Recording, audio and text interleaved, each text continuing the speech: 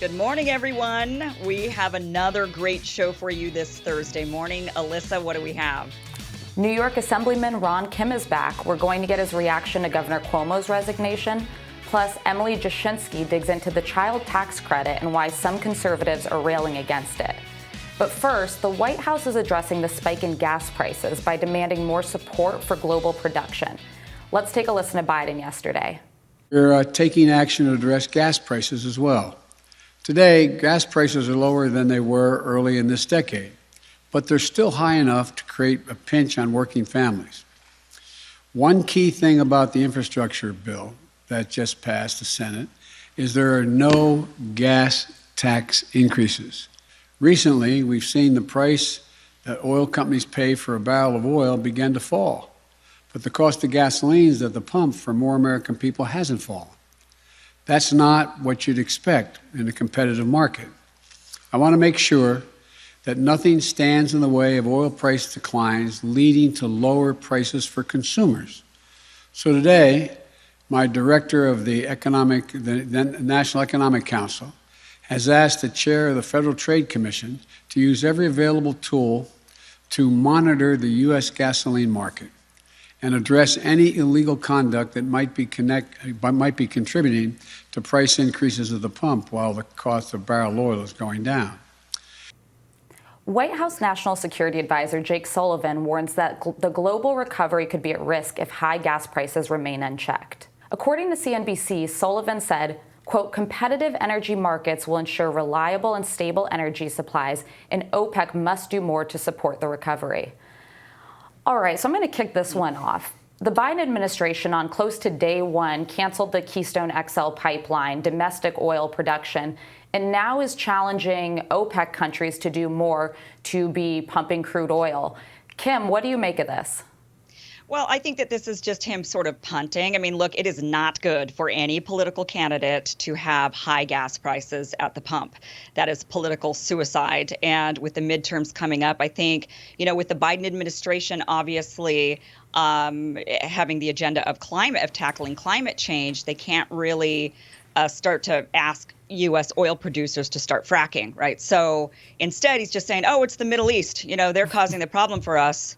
It's them. Look over there. It's not us. And ultimately, the Middle East isn't going to do anything about it. I mean, I understand your point about Keystone Pipeline, but we do have to do something about the climate. I mean, Ryan, what are you thinking? What are you thinking about this? Well, yeah, I mean, a couple points. So, yeah, on the one hand, I think this is a reaction to the Yellow Vest protests in France several years ago, where Macron kind of attached a gas price tax, more or less, that raised the price of gas for working people in France, and they poured out into the streets, threatened his presidency, and people around, elites around the country, around the world, took from that this is not how climate change can be addressed, that they cannot monkey around with this one price that people pay, like that people really feel like and people don't have many immediate choices. If gas prices shoot up to $4 a gallon, it's not like people can say, well, I guess on Tuesday I'll take the electric vehicle. You can drive slightly less, you can reduce a couple of vacation trips, but most of the driving that people do is out of necessity, and so you're just pulling money out of people's pockets. And so that's why you're right that it's like it becomes this like political hit that parties take, and with the midterms coming up, they don't want to do that. It flies in the face, of course, of the rhetoric around climate change. He's pushing through this massive, climate bill in the Senate, and he's also given out an extraordinary number of new permits. So he infuriates the left by giving out all of these permits and by asking OPEC to pump more oil, which they might under pressure from the U.S. And then he infuriates the right by canceling Keystone and by announcing that he's not going to give out as many permits as he actually did. So in a lot of ways, he's just doing it all backwards. Well, and I would just add, too, rising gas prices going into the midterms, we all know is just politically unsustainable. It affects every family. We're all seeing it across the country. But the bigger picture, as we're talking about the situation in the Middle East, we're drawing down in Afghanistan, but we're still worried about future conflicts with Iran and whoever else. Why we would be kind of punting this to a bunch of Middle Eastern nations rather than trying to have some degree of energy independence in the U.S. is beyond me. It seems backward and like some kind of a sort of deflection tool so that he won't get hit on the one side on the left because of, climate change and doing this domestically, yet is totally fine with the OPEC plus countries doing it abroad. Our path to energy independence has to be renewable. Like there's no path if we burn all of the available available fossil fuel resources that have been identified around the globe, we're finished. Like we just can't do that as a society. You and I actually don't disagree on this. I'm all for renewables. I think we did an all of the above approach to energy. But the idea that we're kind of just punting to the OPEC plus countries and saying, you guys be the ones responsible, you guys be the one that are. But even on its own terms, though, Keystone was years away from adding any supply.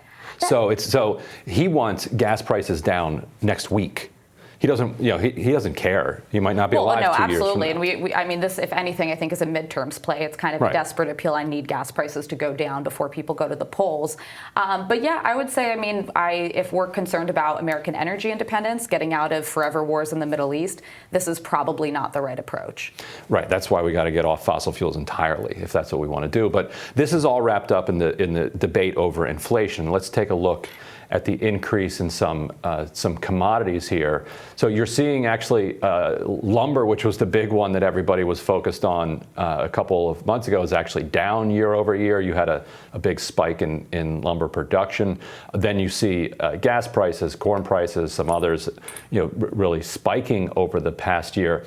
So Kim, I'd be curious to get your take. For the last several months, we've been hearing from people panicked about inflation.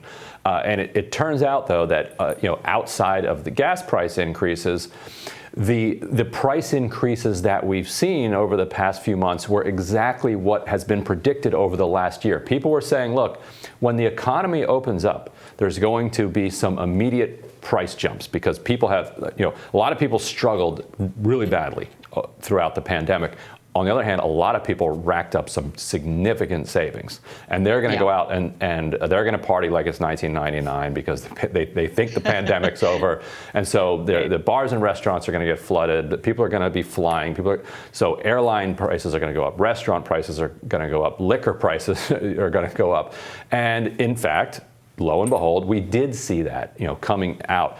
Now the July numbers suggest that prediction was right. That we're now pulling back, and that this argument from Republicans that the spending that Trump did through 2020 and then the spending that Democrats did in early 2021 was going to fuel this runaway inflation. It seems like no, actually, the theory that this was reopening price hikes seems to be the correct one. But do you think that gas prices kind of moot all this from a political standpoint? Well, the gas prices are certainly kind of an issue. A big issue politically, right? Because nobody likes high gas prices, and if the Saudis and OPEC are not willing to put more barrels out there, release some of the supply, then we're going to continue to see things where they are. And it doesn't look like they're willing to. But I think you're right that this was just the panic over the inflation was, not really warranted. I think we should have all expected that this is exactly what would have happened. Manufacturing had slowed down during the pandemic. Obviously, people weren't going into work. And now we're seeing things normalize because things like the superconductor plant, I think in Japan, is that where it is, it opened back up, it came back online. So we're seeing the used car prices going down and, things are starting to normalize as manufacturing is beginning to pick up. The big question, though, is with like the Delta variant coming around and people potentially going back into lockdowns, are we going to see inflation again? I think that's what's something to kind of watch Alyssa, for. one of the crazy data points in that in the July numbers show that roughly half of the inflation that was being picked up in June and before that was used cars, and a significant part of it was when rental car companies locked down in March 2020, they liquidated all their cars. They're like, why are we going to have these cars rusting in our parking lot? So they got rid of them. And anybody who tried to get a rental car in like early 2021 realized, oh wait, these rental car companies don't have any rental cars. And so they went out in the early part of this year and they were buying up used cars everywhere. That drove the price of used cars up like 10, 15%. That then fed into the inflation number, and everybody's like, oh Lord, there's so much inflation. Actually, no, it was just budget going out and buying up all the used cars. So I hope that you guys are right, and I think the analysis generally is in terms of the immediate post-COVID lockdown period. But the kind of wild card to look at is we're looking at this massive, $3 trillion infrastructure bill.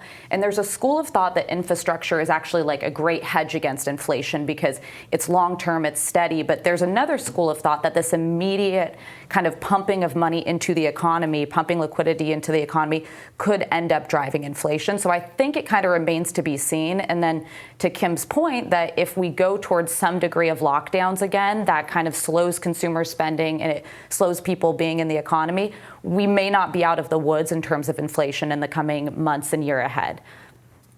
Yeah, quite possible. We'll see. And we'll tell you what's on our radars up next.